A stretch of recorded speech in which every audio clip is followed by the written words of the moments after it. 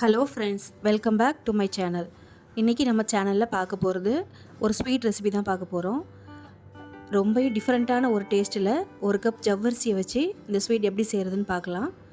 இது ரொம்ப ஈஸியான ரெசிபி தான். இந்த ஜவ்வரிசி ஊற வைக்கிறதுக்கு மட்டும் தான் உங்களுக்கு டைம் எடுக்கும்.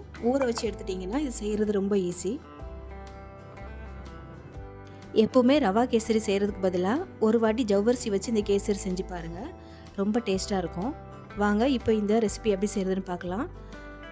நான் இன்றைக்கி இந்த கேசரி செய்கிறதுக்கு 200 கிராம் அளவுக்கு ஜவ்வரிசியை 2 மணி நேரம் ஊற வச்சு எடுத்திருக்கேன்.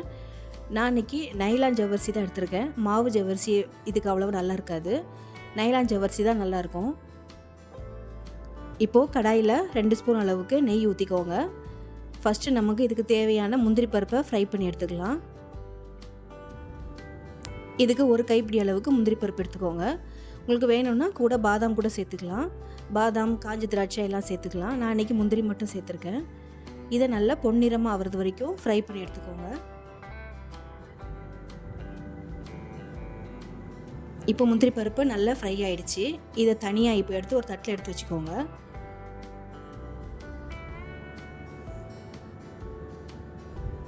இப்போ அதே கடாயில் நம்ம ஊற வச்சு வடித்து வச்சுருக்க ஜவ்வரிசி அதில் சேர்த்துக்கலாம். ஜவ்வரிசி நல்லா தண்ணி இல்லாமல் வடித்து எடுத்துக்கோங்க. இப்போ இது கூட ஜவ்வரிசி சேர்த்துட்டு ஒரு 2லேருந்து 3 நிமிஷம் அப்படியே அந்த நெய்யிலே வதக்கி விடுங்க. இப்போ இதில் எக்ஸ்ட்ரா 1 ஸ்பூன் அளவுக்கு நெய் ஊற்றிக்கோங்க. நெய் தேவைன்னா ஊற்றிக்கோங்க.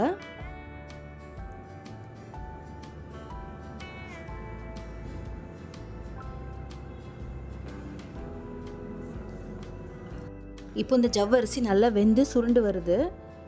இப்போ கையில் எடுத்து பார்த்தீங்கன்னா நல்லா வெந்திருக்கும். இதில் நம்ம தண்ணி எதுவும் சேர்க்க தேவையில்ல. தண்ணி சேர்த்து வேக வச்சிங்கன்னா ரொம்ப கொலன்னு ஆகிடும். அதனால் தண்ணி வேண்டாம். இதில் இப்போ தேவையான அளவுக்கு சர்க்கரை சேர்த்துக்கலாம். இன்றைக்கி 3/4 கப் அளவுக்கு நான் பவுடர் சுகர் எடுத்திருக்கேன். அந்த பவுடர் சுகரை மொத்தமாக சேர்க்காம கொஞ்சம் கொஞ்சமாக சேர்த்துக்கோங்க. ஃபஸ்ட்டு நான் ஒரு 1/4 கப் அளவுக்கு சர்க்கரை சேர்த்துக்கிறேன். இது கொஞ்சம் கொஞ்சமாக சேர்த்து மிக்ஸ் பண்ணுங்கள். இப்போது 2வது கொஞ்சம் கால்வாசி சேர்த்துக்கோங்க. உங்களுக்கு சர்க்கரை அளவு எவ்வளோ வேணுமோ அந்த அளவுக்கு எடுத்துக்கலாம். நான் 1 கப் ஜவ்வரிசிக்கு 3/4 கப் எடுத்திருக்கேன். உங்களுக்கு இனிப்பு ஜாஸ்தி வேணும்னா 1 கப் ஜவ்வரிசிக்கு 1 கப் சுகர் எடுத்துக்கலாம். இப்போ ஃபுல்லாக சுகர் எல்லாம் சேர்த்தாச்சு. இதை நல்லா மிக்ஸ் பண்ணி விடுங்க. இது கொஞ்சம் கட்டிப்படுற மாதிரி தான் இருக்கும். ஆனால் டைம் ஆக ஆக நல்லா இலகி வந்துடும் இந்த சுகர்.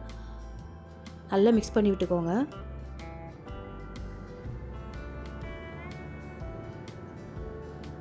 இப்போ இது கூட கலருக்காக சுடுதண்ணியில் குங்குமப்பூ ஊற வச்சுருந்தேன். அதை இதில் சேர்த்துக்கோங்க.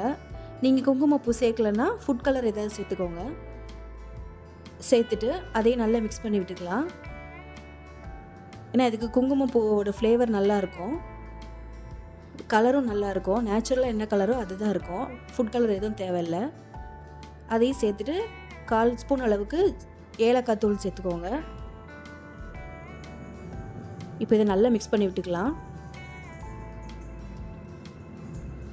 இது இப்போது கொஞ்சம் பிசுன்னு இருக்கிற மாதிரி தான் இருக்கும். ஆனால் செஞ்சு முடித்தோன்னா கையிலேயே ஒட்டாது, நல்லா வரும். இது இப்போ நல்லா மிக்ஸ் பண்ணி விட்டதுக்கப்புறமா நம்ம ஃபஸ்ட்டு ஃப்ரை பண்ணி வச்சுருந்தோம்ல அந்த முந்திரி பருப்பு இதில் சேர்த்துக்கலாம். முந்திரி பருப்பையும் சேர்த்துட்டு ஒரு வாட்டி நல்லா மிக்ஸ் பண்ணி விட்டுக்கலாம். அவ்வளோதான், நம்மளோட ஜவ்வரிசி கேசரி ரெடி ஆயிடுச்சு. இது ரொம்ப சிம்பிளான ரெசிபி தாங்க. இது கண்டிப்பாக நீங்கள் ட்ரை பண்ணி பாருங்கள். என்னோட இந்த ரெசிபி பிடிச்சிருந்துன்னா என்னோடய சேனலை மறக்காமல் சப்ஸ்கிரைப் பண்ணிக்கோங்க. மறக்காமல் லைக் பண்ணுங்கள். தேங்க்ஸ் ஃபார் வாட்சிங்.